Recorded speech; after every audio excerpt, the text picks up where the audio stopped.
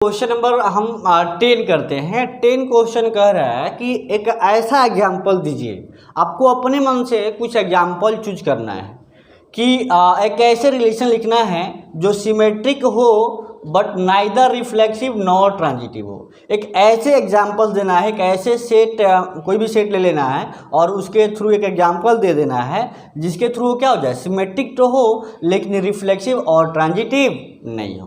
तो ये देखिए, आपको शुरुआती क्लास में बताए थे कि रिफ्लेक्सिव के लिए क्या होता है, सिमेट्रिक के लिए क्या होता है और ट्रांजिटिव के लिए क्या होता है। आपको ध्यान क्या देना है कि जैसे एग्जाम्पल लिखने के लिए कोई भी एक सेट ले लो, जैसे सेट ए ले लो जिसमें एलिमेंट कुछ ले लो, 1 2 3 ले लीजिए और उसको आप ऐसे दिखाओ कि सिमेट्रिक कॉन्सेप्ट क्या है। तो सिमेट्रिक अगर कह रहा है कि सिमेट्रिक होनी चाहिए तो सिमेट्रिक पे आपको फोकस होना चाहिए कि उसको हमको सिमेट्रिक दिखाना है और ये दोनों को फेल कराना है। क्लियर है? देखते हैं एग्जाम्पल्स लेकर के, बिल्कुल आपको समझ में आएगा। चलिए ध्यान से देखिए, बोर्ड पे नज़र रखिए, आप देखिए ध्यान से। तो ये कह रहा है ना जो सिमेट्रिक है होना चाहिए। तो सेट ए मान लेते हैं, एग्जाम्पल क्या हो जाएगा, एक सेट ए ले लेते हैं जिसमें एलिमेंट है 1 2 और 3। ये 3 एलिमेंट ले लिए। इसमें तो ये क्रॉस ए में बहुत सारा ऑर्डर पेयर मिलेगा, लेकिन उसमें से हमको अगर रिलेशन को कैसे रिलेशन इसमें से लिखना है, ठीक है ना, ए से ए में, कि वो क्या हो जाए, सिमेट्रिक तो हो लेकिन वो ट्रांजिटिव नहीं हो। देखिए ध्यान से, तो एग्जाम्पल और रिलेशन हम लिखते हैं। और रिलेशन अब क्या होगा, तो देखिएगा ध्यान से, जैसे 1 और 2 ले लेते हैं, ठीक है ना, और 2 और 1 ले लेते हैं। देखिए ध्यान से, सिमेट्रिक तो है ना, देखो 1 2 और 2 1 ले लिए। तो देखो सिमेट्रिक के लिए क्या कहता है कि ए भी हो और बी ए भी हो। तो देखो एग्जाम्पल नहीं हो गया, 1 और 2 और 2 और 1। और बताओ, अगर इस सेट में आप सिमेट्रिक तो समझ में आ गया कि सिमेट्रिक है। अब बताओ क्या ये रिफ्लेक्सिव है, तो ये रिफ्लेक्सिव नहीं है। क्यों? क्योंकि आप जानते हो, आपको बताया गया है कि इस सेट में जितने सारे एलिमेंट हैं खुद का ऑर्डर होना चाहिए, सेम एलिमेंट का होना चाहिए, मतलब डबलेट होनी चाहिए। जैसे 1 है तो 1 1 होना चाहिए, 2 2 होना चाहिए, 3 3 होना चाहिए। क्या वो है? तो आपको रिफ्लेक्सिव भी नहीं हुआ, ठीक है ना। तो अगर देखोगे तो ये सिमेट्रिक और रिफ्लेक्सिव और ट्रांजिटिव। तो देखो सिमेट्रिक तो है क्योंकि ए भी है और बी ए भी है, और रिफ्लेक्सिव नहीं है। रिफ्लेक्सिव क्यों नहीं है बताओ? रिफ्लेक्सिव क्यों नहीं है ये? रिफ्लेक्सिव इसलिए नहीं है क्योंकि खुद के साथ ये ऑर्डर पेयर में एलिमेंट नहीं है, मतलब डबलेट इसका नहीं दिया हुआ है जितने सारे एलिमेंट। क्लियर है? और ट्रांजिटिव क्यों नहीं है? तो ट्रांजिटिव का कॉन्सेप्ट याद करो, अगर ए बी हो एंड बी सी हो तो ए सी होना चाहिए। देखो ए बी है और बी सी है तो ए सी, देखो तो ए सी का मतलब 1,1 होना चाहिए। तो 1,1 इस तो सेट में है, ये नहीं है इस रिलेशन में, तो ये क्या होगा, ट्रांजिटिव भी नहीं हुआ। तो आपको समझ में आया ये एग्जाम्पल्स। अब देखो एक ऐसा दूसरा एग्जाम्पल लेना, हम सेट वही ले रहे हैं 1 2 3, और ये एक ऐसे एग्जाम्पल लिख रहे हैं। अब बार बार हम ए को नहीं लिखेंगे, आप उसी पे समझ आना कि प्रत्येक में हम सेट वही ले रहे हैं। तो एक क्या हो जाएगा एग्जाम्पल बताओ। देखो आपको ट्रांजिटिव तो हो लेकिन रिफ्लेक्सिव और सिमेट्रिक नहीं हो, तो बस ट्रांजिटिव पे फोकस करो आप, ठीक है ना, ट्रांजिटिव पे फोकस करो। तो देखिए क्या हो जाएगा, एक ऐसे रिलेशन लिख रहे हैं। देखिए आपका 1 2 और 2 और क्या, हम 3 ले लिए, ठीक है ना, और 1 और 3 लिख दिए। अब देखो तुम सोचो, देखो ए बी है और बी सी है और ए सी भी है। देखो ए बी है, बी सी है, तो 1,3 भी इसमें प्रेजेंट है। तो आपने तो ट्रांजिटिव को लिख दिया। आप देखो कि ये रिफ्लेक्सिव है कि नहीं है। रिफ्लेक्सिव के लिए क्या बताया है कि सेम एलिमेंट का ऑर्डर पर होना चाहिए, जितने सारे एलिमेंट है डबलेट होना चाहिए। 1 तो 1 1 नहीं है, देखिए तो ये आपका रिफ्लेक्सिव नहीं हुआ। और सिमेट्रिक के लिए 1 2 है तो 2 1 होना चाहिए, ठीक है ना, तो ये भी नहीं है। तो बताओ एग्जाम्पल सही है कि नहीं है? सही है।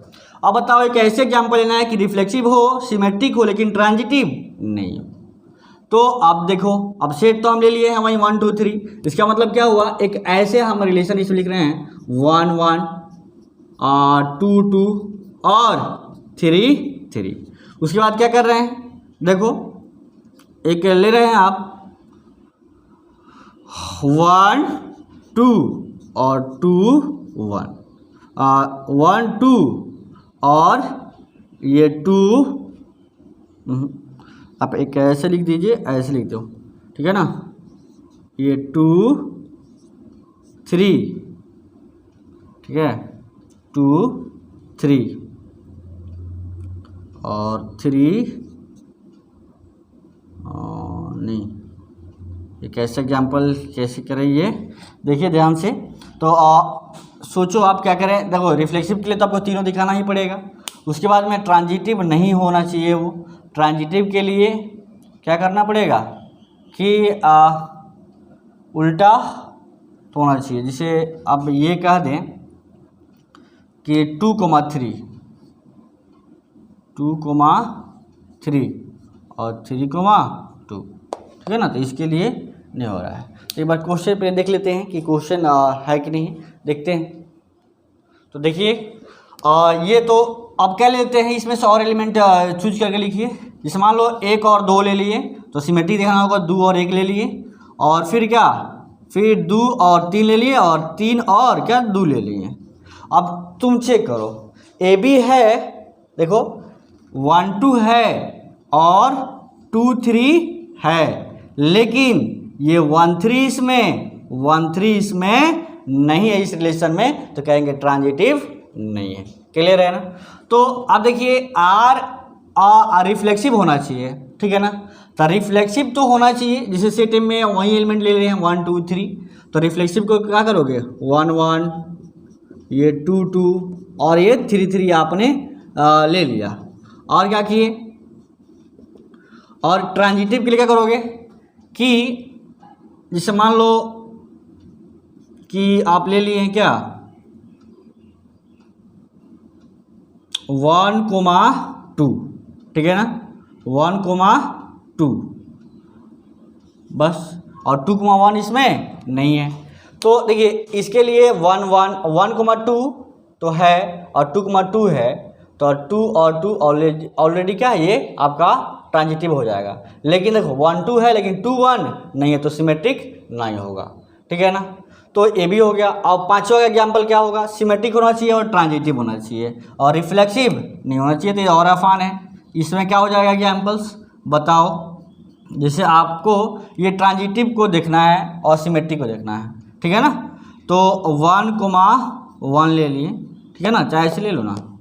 और ये 2,3 ले लिए, 1,2 ले लो, चलो 1,2 कर सकते हो और 2,3 कर सकते हो और 1,3 कर सकते हो।